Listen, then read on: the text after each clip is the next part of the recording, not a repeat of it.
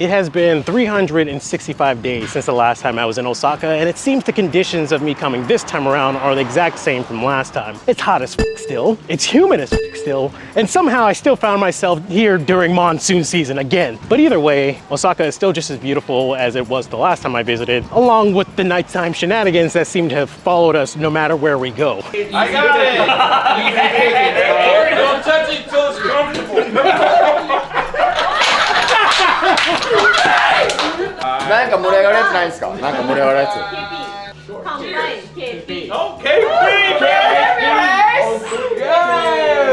Even though our nighttime shenanigans have still followed us 365 days later, there's been one thing that's been following me throughout this entire time I've been making these Thrash videos, and it's the intro, because it's kind of come naturally, and it goes a little something like, welcome to another episode of Thrash. And we hope you guys enjoy this one. Is that a fucking R34? Seriously, this is how we're starting this video. Okay. Welcome to another episode of Thrash. And we hope you guys enjoy this one.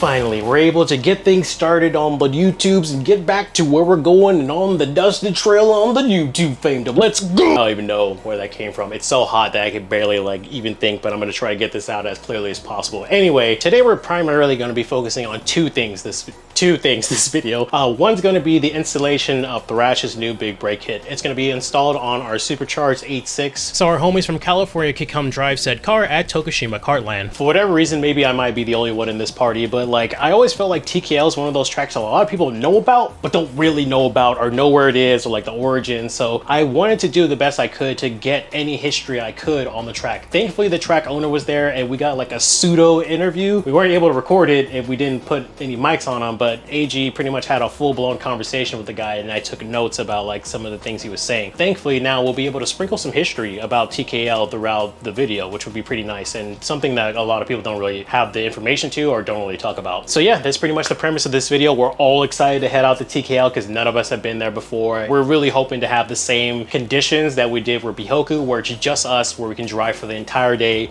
and really see of how much beating the 86 can take up, and Yusuf can now bring out his refreshed S13. I'm sure Yusuf's probably gonna do an unboxing of some sort and show you guys what the Big Brake Kit looks like, and then, you know, we'll head out to TKL. So yeah, that's pretty much it for now. Let's get started with the video.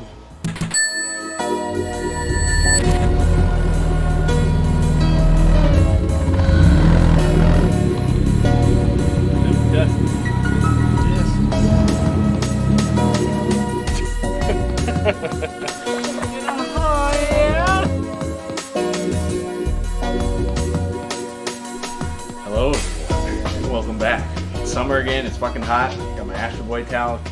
That's wiping all the sweat off me. It's kind of a waste. But anyways, we're gonna install the Big Brake Kit on the Supercharged 86 rental. For people who are interested, I'll break down what a kit comes with. First, let's start with the front caliper. This is the 6-pot front. We have the street pads in there right now. These don't squeak or do any of that race car stuff. We figured, I don't know, it's just better for the customer rental cars. My Sylvia has the race pads. Those are options you can upgrade with. Front caliper, big one, 6-pot.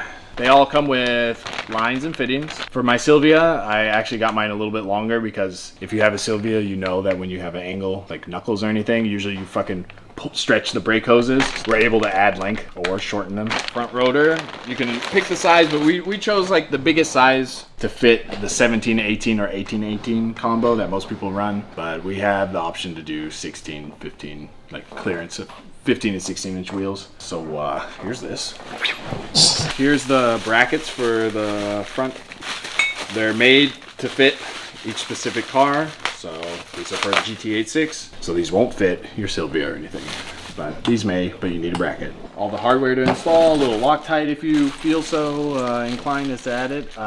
There's little shims here just in case your knuckle might be fucking a millimeter off, 2 millimeters off or something. But these bolt to the knuckle and these bolt the caliper to the bracket. And then the rear, Toyota GT-86. Rear lines, GT-86 is a drum brake car. So these come with ready for your drum brakes to go squeaky squeaky. And then this is the rear caliper. Rear caliper, 4-pot, more than enough. Most rear calipers are 2 piston or even just 1. But yeah, this will lock up for sure. These are super easy to install. The boys are in there taking the car apart already, so we're gonna go get all this on the car in record time, NASCAR style. Astro boy, get the sweat off my face. Let's go do it. We got one.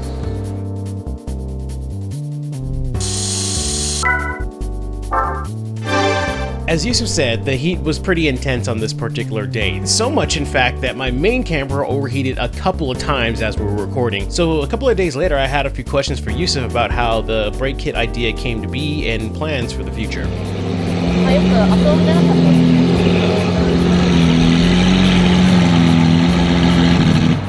On a real note, I am drinking. We are downtown. I'm outside, and now I have to get serious, so bear with me. I was actually quite impressed with when we installed the kit on the red 86 that Brandon Strong drove.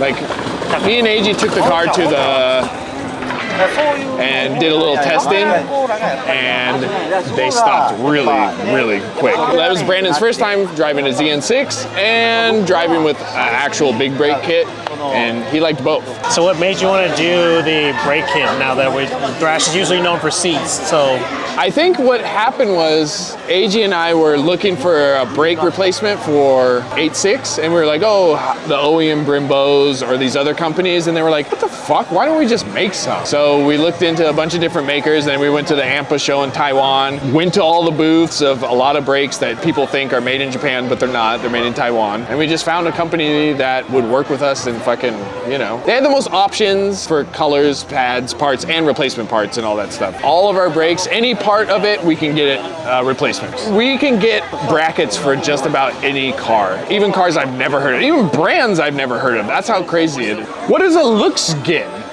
I mean, you don't film this, but what the fuck is a looks gin? I've never heard of that. we had a break within a year. What has happened within the year? Well, as we'll show you, we got 6 more 86s. One of them, Alex had a very intimate embrace with. More of that, my S13 got fixed. We got rid of all the vans and stuff. I got a seat container delivered. Oh shit, Type R dog. Type R dog. He's stiff. Oh, he got endless. Okay, I see you, dog. I see you. Type R. Okay, baby. Like if there's one video you can choose and be like, I want to do that one. I want all the sponsored drivers in Japan to be doing an event with the homies. Like, I want that somewhere, anywhere in Japan, I don't fucking care, but I want everyone to be here to have a harmonious, fun event. Like, it's not just about me and fucking lining my pockets like some other brands. It's more about everyone being able to reach their goals and have fun together. Always. Before we talk about a grandiose event like that, we first need to talk about the one in this video. Now that the stopping power for both cars were upgraded to their maximum potential, we wasted no time preparing for our voyage to TKL. Among the typical Thrash crew, Yusuf, AG, and myself, we had some first-time visitors to Japan led by Lamar. Junie, Corey, Michael. All came to enjoy the sights and, of course, take the supercharged car for a track day. All we had to do now was get comfortable in the Hiace so we can set off to our voyage to Tokushima Kart Land.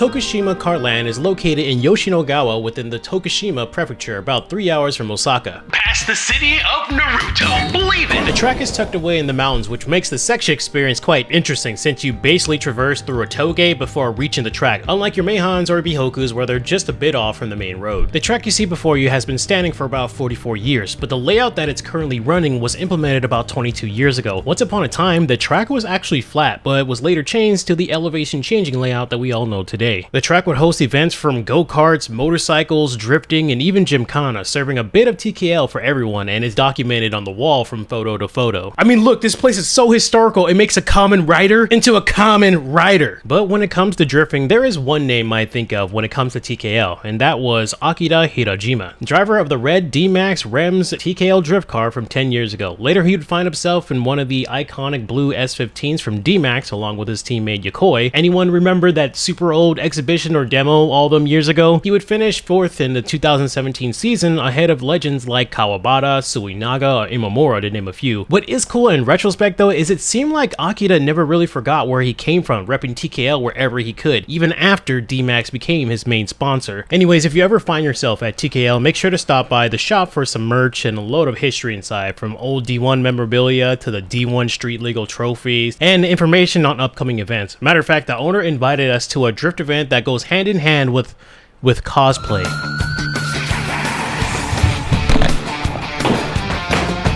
But at the moment, we're still TBD. Alright, it's time to get on to the drifty stuff that happened at TKL. By the power of the drift gods, we ended up with the same conditions as our Bihoku trip, being the only participants for the day. Eiji would be the first one to drive for the day to make sure both cars were in working order, and to give the guys an idea on how to drive the course, which looked a little something like this.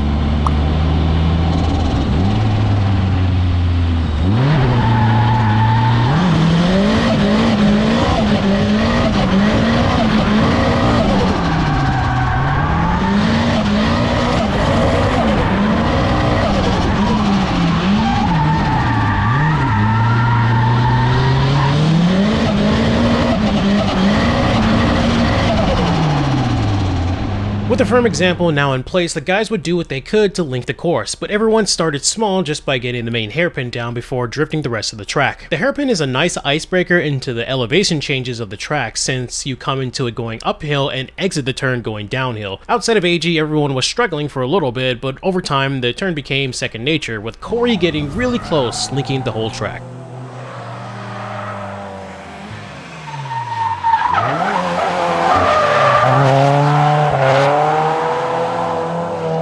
Until devastation hit the GT-86, completely losing power mid-drift. It found itself stranded in the middle of the track. We all wondered what went wrong.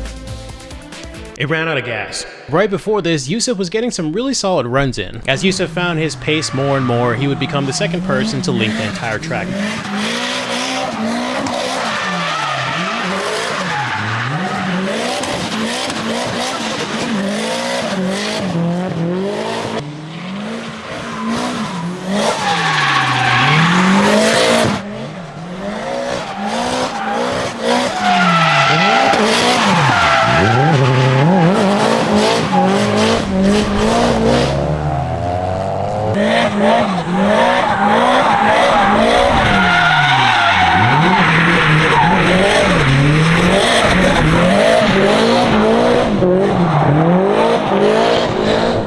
Then it was time for Lamar to get behind the wheel of the 86. He struggled just like anybody else, but seemed to adjust faster than anyone else as well.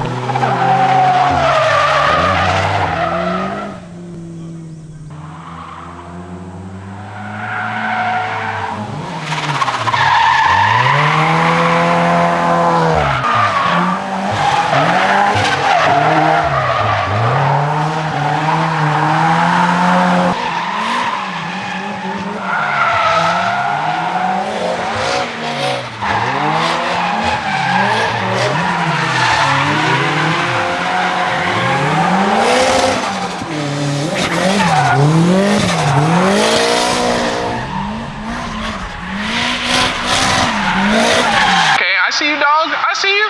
Okay, baby.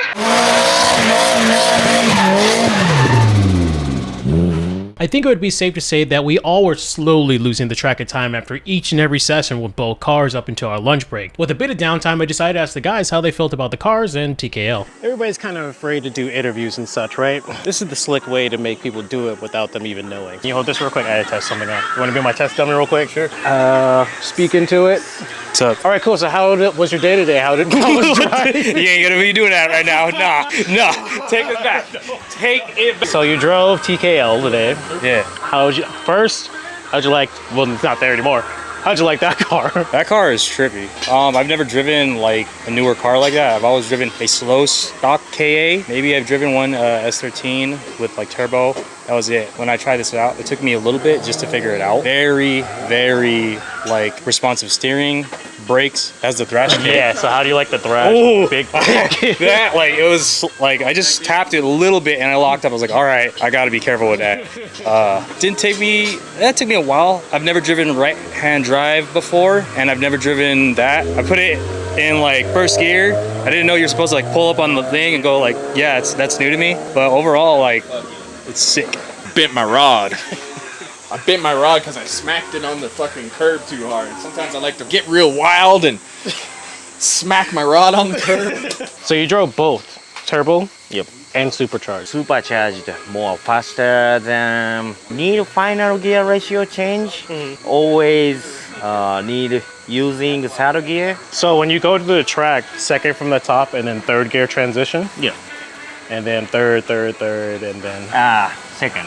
Oh, second. So third into, shift down, second? Yeah. So, boom, boom, boom, boom, boom, boom, boom, boom. Yeah. Who make supercharger? HKS.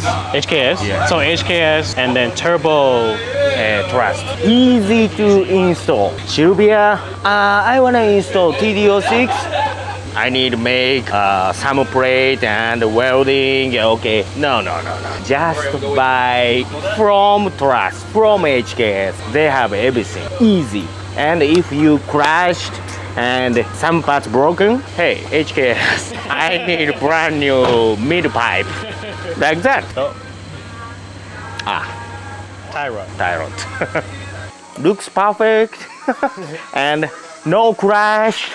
Oh, AG, if only you knew. Yeah, we got it. Oh, really? Give me that. Give me that. Oh, fuck. Yeah, so Alex, can you tell us what happened? Let's see, I was coming out of the turn here and I tried to left when I righted, but I righted to the left. Okay, so you zagged where you should have zagged, and you zagged right into that, huh? Unfortunately, no one got video of the guy who makes the video, since it all kind of came together at random. I was spinning out and such like anyone else, and I had one good run up until the point where I gripped up the other way and I understeered right into the K-rail. I don't remember exactly how I found myself in that situation, but a crash is a crash. No fault of the car, but more of my own. I felt pretty bad about the crash since the obvious conversation that me and AG had just had right before this, but absolutely nobody was going to let me dwell in my bad vibes on this day. What I found funny is the guys were all ecstatic to drive now, since the fear of crashing a brand new looking car was gone, and now they can really go for it. After the car was back in shape, quite literally after Andre pulled the car back to shape, it turned out it was only cosmetic damage for the most part, and once the damage was assessed, everyone urged me to get back in the car and redeem myself. But this is when the oh shit, I live here moment finally dawned on me, because as long as I'm here, there is always another day for redemption, whether at TKL or somewhere else. But these guys had to go back home eventually. So I waved them off and watched everybody get in their cars, and captured everyone throwdown as the sun went down.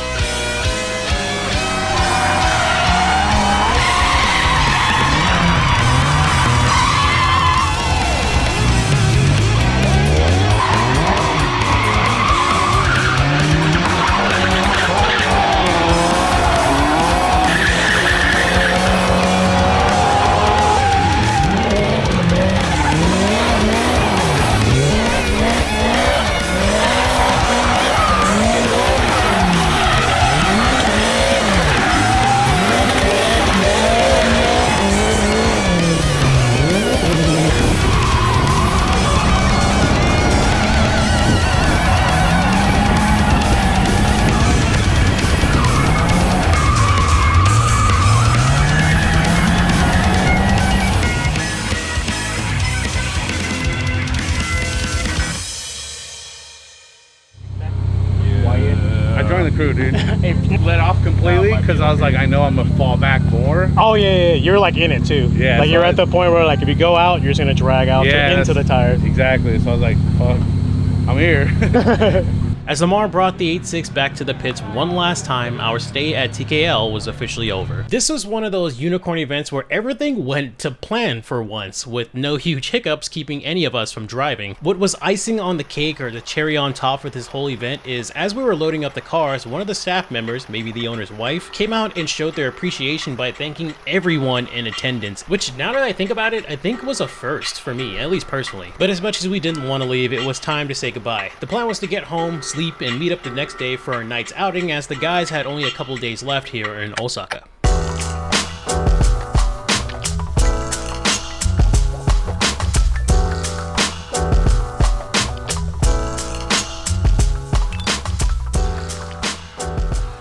So, my friend, it's your first time here in Japan, so how was your first time experience? First time out of the country, or first time out of the US, and couldn't have asked for a better experience. And having the people that we came to hang out with made it that much better, you know? Like, ended up meeting up with Yusuf and AG, and got to go to TKL, which was like fucking life-changing. Life-changing, okay. It is, because I've never drifted on a track before. So to say that my first experience was drifting a HKS Supercharged right-hand drive 86 at TKL in Japan that we had to drive like 3 hours through the mountains to get to, like, that's like bucket list shit, bro, you know what I mean? Like, I was like, you know what? It might be a while before I come back to Japan to drift and try out, but before I come back, I want to get better. So at least now you have like a marker where you're starting, and then when you come back and try it again, you can see how much you progressed the next time. How do I put this? I wanted to improve way more, make my own style, and then come back, all right, look what I could show you guys, you know? It'd be pretty cool to do that. So how do you feel in the Supercharged FRS at TKL? Chassis is really touchy. It's really responsive. Can't throw all the angle that I'm used to having with the S chassis. Yeah, it's kind of like a light switch. Anything under a certain amount of RPM, it's kind of like falls on its face. You gotta keep it up. Lots of wheel work.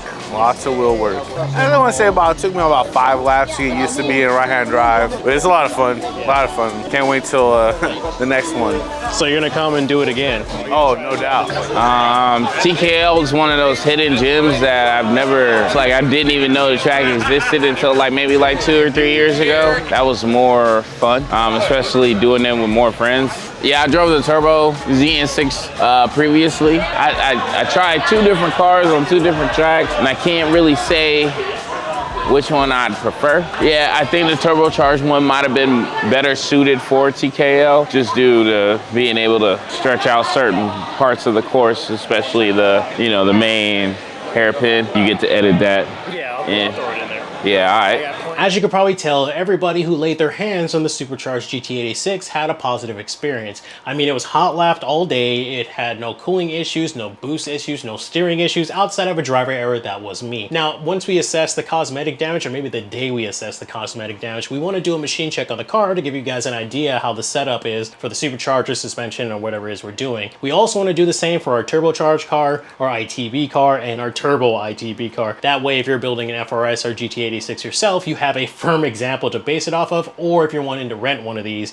you'll have an example of what to expect. And then, I mean, outside of like our rental car stuff, there has been a lot going on. It's been going on quickly. I mean, we watched Bai's car get shipped off from Stack. That's going to Final Bout in about a month and a half, which we will be attending. And then, like, within the last 2 weeks, I've been to Bihoku and Meihan with Toshi from AP Imports. He's actually the purple S15 that I featured in the beginning of the video. Thanks again for the invite. But yeah, we already got some stuff planned for the future. We're just trying to figure out where to put it and how to apply it. And before I get out of here, I want to send a big thanks to everybody who supported my move over to Osaka to help out Thrash. And we're all just excited to provide videos for you guys. Until then, thank you guys for watching, and we will see you in the next video.